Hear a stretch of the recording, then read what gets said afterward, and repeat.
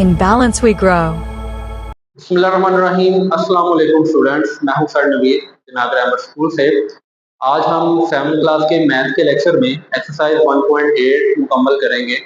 इसमें कुछ पार्ट्स जो हैं वो मैं करवाऊंगा, कुछ आप खुद करेंगे क्योंकि बहुत आसान एक्सरसाइज है। मैं बस आप कोशिश करूंगा इसके कॉन्सेप्ट दूं और इसके कुछ questions करवाऊं।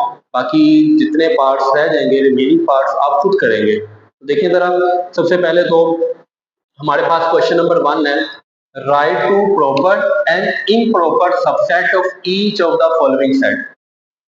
Proper and improper subset के बारे में हमसे पूछा जा रहा है। तो देखिए जरा, ये सेट है ए, इसके हमने दो प्रॉपर और दो इम्प्रॉपर सबसेट बनाने हैं। अब सबसेट होता क्या है? एक ऐसा सेट जो कि एक दूसरे सेट से निकला हो, ठीक है। यानी कि आपके पास अगर दो सेट हैं, मिसाल के तौर पर एक सेट है ए 1 2 3, एक दूसरा सेट है जिसका नाम है बी, इसके अंदर आ जाता है 2 3।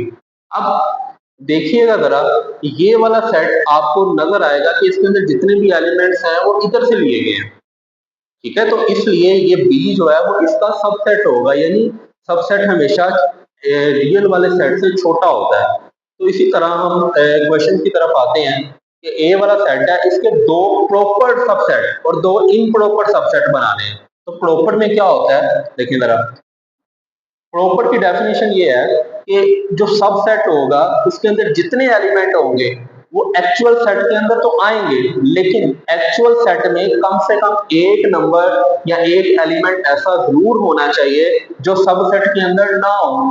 तो यहाँ पे देखें ना, इसके अंदर 3 एलिमेंट्स आ रहे थे लेकिन मैंने 2 लिए सिर्फ। इसमें कम से कम एक नंबर ऐसा जरूर है जो कि इसके अंदर नहीं है। आप इस तरह भी कर सकते हैं कि ए सिर्फ रहने दें, तो इसमें भी ऐसे ना, ए इधर से आया, इसमें कम से कम एक तो है ना, लेकिन 2 भी हो सकते हैं जो कि इसमें ना हो।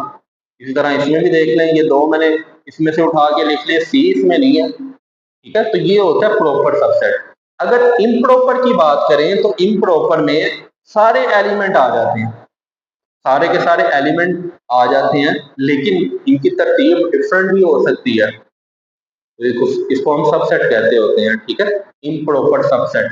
देखिए ना, ये तीनों वही आ गए हैं, ठीक है, लेकिन बस तरतीब का फर्क है, लेकिन है एक्चुअल में वही चीज। तो इसलिए इसको हम सबसेट तो कहेंगे, लेकिन ये इम्प्रॉपर सबसेट में आएगा। इसी तरह एक इसका एक और पार्ट देख लेते हैं।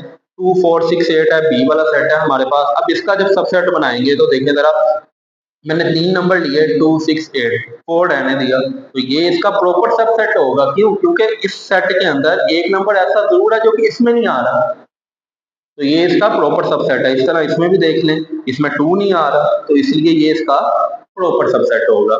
इम्प्रॉपर में बात करें तो सारे नंबर यही, तरतीब डिफरेंट होगी लेकिन होंगी यही चीज, तो ये इम्प्रॉपर होगा। इधर भी सेम ऐसे ही है। आगे आ जाए क्वेश्चन नंबर 2 के ऊपर, which is the super set in each of the following pair of set. अब देखिए, इसमें भी काफी पार्ट्स आपको मिलेंगे, लेकिन मैंने सिर्फ 3 करवाए हैं और पिछले क्वेश्चन नंबर 1 के अंदर 2 करवाए हैं। बाकी आप लोग खुद कर लीजिएगा, ठीक है, आसान है। आगे देखिए, सुपर सेट हमने बताना है कि सुपर सेट कौन सा है। इन दोनों सेट में देखें, ए और बी दो सेट दिए होंगे, हमने इसमें से बताना होगा कि सुपर सेट कौन सा है।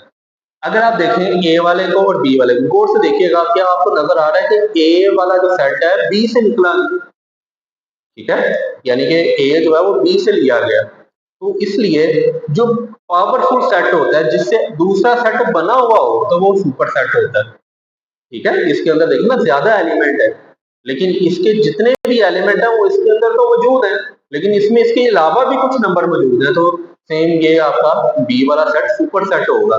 सेम अगर इसको मैं पिछले क्वेश्चन से रिलेट करना चाहूँ तो ये सुपर सेट है, ठीक है, इससे आगे सेट बने हुए हैं तो ये सुपर सेट था। इसी तरह यहाँ पे ये ए वाला इसमें से बना तो इसलिए ये सुपर सेट होगा। इस तरह सी और डी में देखिए, ये 2 और 4 डी वाला जो है वो इसमें से ही बना है, तो इसलिए ये सुपर सेट होगा। और इसमें बात कर लें एन और डब्ल्यू, एन आपको पता है नेचुरल नंबर होते हैं और डब्ल्यू होल नंबर होते हैं। अब देखें, इसमें से आपको देखना पड़ेगा कि ये वाला इसमें से आया या ये इसमें से आया। तो अगर गौर से देखें तो हमें पता चल जाता है कि होल नंबर में एक 0 नजर आ रहा है, 0 1 2 3 ऐसे ही चलता जा रहा है, लेकिन जबकि नेचुरल नंबर 1 2 3 4 सब कुछ 1 चलते हैं, इसमें जीरो ज्यादा है, जो कि इसमें नहीं है। तो इसका मतलब है ये नेचुरल नंबर होल नंबर से लिए गए हैं, तो इसलिए W क्या होगा, सुपर सेट होगा।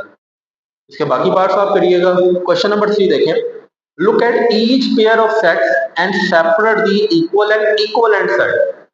इक्वल एंड इक्वलेंट, ये चीज आपको समझनी है। इक्वल और इक्वलेंट क्या होता है? देखिए, इक्वल का मतलब तो होता है कि हर लिहाज से इक्वल, कोई भी इसमें तब्दीली ना हो, ठीक है, तो उसको हम कहेंगे इक्वल। इसके बरक्स जो इक्वलेंट होता है उसमें क्या होता है, देखिए जरा मैं क्वेश्चंस पे आता हूँ, फिर आपको पता चल जाएगा अच्छे से। ए और बी ये दो सेट हैं। अब देखिए इसमें नंबर ऑफ एलिमेंट्स कितने हैं, 1 2 3 4 5। बी में कितने हैं, 1 2 3 4 5। दोनों में 5 5 आपको नजर आ रहे हैं कि दो नंबर ऑफ एलिमेंट्स 5 5 ही है, लेकिन क्या ये दोनों सेम है? डिफरेंट है, दूसरे से इनकी नेचर भी डिफरेंट है। ये अल्फाबेट्स हैं और ये नंबर है, लेकिन दोनों में है तो 5 ना, तो इसलिए ये इक्वलेंट हो गए। क्या होंगे, इक्वलेंट हो जाएंगे। अब सेकंड पे देखें जरा, सी और डी, ये 2 4 6 8 आ रहा है, ये 2 4 6 8। अब ये हर लिहाज से सेम है, यानी कि तरतीब भी इनकी सेम है, नेचर भी सेम है। इधर आप देखें 1 2 3 4 5 है, तो इधर भी 5 है, तो ये आपके पास आ जाएंगे इक्वल सेट। ठीक है, इक्वल का मतलब होगा हर लिहाज से इक्वल। पहली तो बात ये कि नंबर ऑफ एलिमेंट सेम होने चाहिए, ठीक है, और दूसरा इसके अंदर जो वैल्यूज आई हैं वो भी सेम होनी चाहिए। लेकिन एक चीज का ट्विस्ट है इसमें, वो देखिएगा, इसमें नंबर्स आगे पीछे हो सकते हैं, तब भी ये इक्वल ही रहेगा। ये अगले पार्ट में ऐसा ही है, देखिए जरा नेक्स्ट पार्ट को जरा गौर से देखिएगा। 1 2 6 7 8, और यहाँ पे 6 7 8 1 2 है, लेकिन मैंने इसको इक्वल लिखा होगा, लेकिन क्यों लिखा है अब गौर से देखिएगा। सबसे पहले आपने नंबर्स काउंट कर लेने हैं, 1 2 3 4 5, इसमें भी 5 है और इसमें भी 5 है। अब देखिए 1 इसमें है उसमें भी है, 2 इसमें है उसमें भी है, 6 भी है दोनों में, 7 भी है 8 भी है, दोनों कॉमन है, कोई एक्स्ट्रा चीज तो नहीं आ रही किसी में, तो इसलिए ये भी इक्वल हो गए। तरतीब भी, बस तरतीब का फर्क है ना इन दोनों में, तो इसलिए इससे कोई फर्क नहीं पड़ता। बस नेचर सेम होने चाहिए और नंबर ऑफ एलिमेंट सेम होने चाहिए, तो वो इक्वल सेट ही होता है। अब आ जाए क्वेश्चन नंबर 4 के ऊपर। Look at each pair of sets and separate the disjoint and overlapping set. तो अब यहाँ पे डिसजॉइंट और ओवरलैपिंग का आपको कांसेप्ट समझना होगा। डिसजॉइंट क्या होता है, दो सेट होंगे आपके पास, दोनों में कोई भी चीज कॉमन नहीं है, तो वो होंगे डिसजॉइंट, यानी कि वो आपस में जुड़े हुए हैं ही नहीं। ओवरलैपिंग में क्या होगा, दो सेट में अगर कोई भी चीज आपको कॉमन नजर आती है, तो वो आपको ओवरलैपिंग सेट में लिखना होगा। इसके भी 3 पार्ट्स मैंने करवाए हैं, बाकी आपने खुद करने हैं। देखिए जरा, ए और बी दो सेट हैं, क्या इन दोनों में कुछ चीज आपको कॉमन नजर आ रही है? टोटली डिफरेंट है यहाँ पे, क्योंकि ये नंबर है और ये आपके पास अल्फाबेट्स हैं, तो इसलिए इसमें कोई कॉमन चीज होने का सवाल ही नहीं है, तो इसलिए ये डिसजॉइंट सेट में होंगे। उसके बाद सेकंड वाला पार्ट इसका देखें, ये भी नंबर्स हैं ये भी नंबर्स हैं, इसमें कुछ चीजें कॉमन होंगी मेरे ख्याल। देखिए जरा, 0 भी कॉमन है, 5 भी कॉमन है और 15 भी कॉमन है, ठीक है। कोई एक भी कॉमन होगा ना, तो वो आपका ओवरलैपिंग नहीं आएगा। तो यहाँ पे तो 3 नंबर कॉमन है, तो इसलिए ओवरलैपिंग सेट होगा। थर्ड पार्ट देख लें, ई और एफ। इसमें देखें जरा, दोनों में आपको कुछ चीजें कॉमन मिल जाएंगी, 1 2 3 4 5 6, 1 2 3, इसमें तरतीब का फर्क है, 1 3 2 5 6 है, बस 4 नहीं है इसमें, ठीक है, बाकी चीजें कॉमन ही है, तो इसलिए ये भी क्या होगा, ओवरलैपिंग सेट होगा। तो इसके जितने भी इस एक्सरसाइज के पार्ट्स हैं वो आप लोगों ने खुद करने हैं। उम्मीद है आज का लेक्चर आपको समझ आया होगा। अल्लाह हाफिज।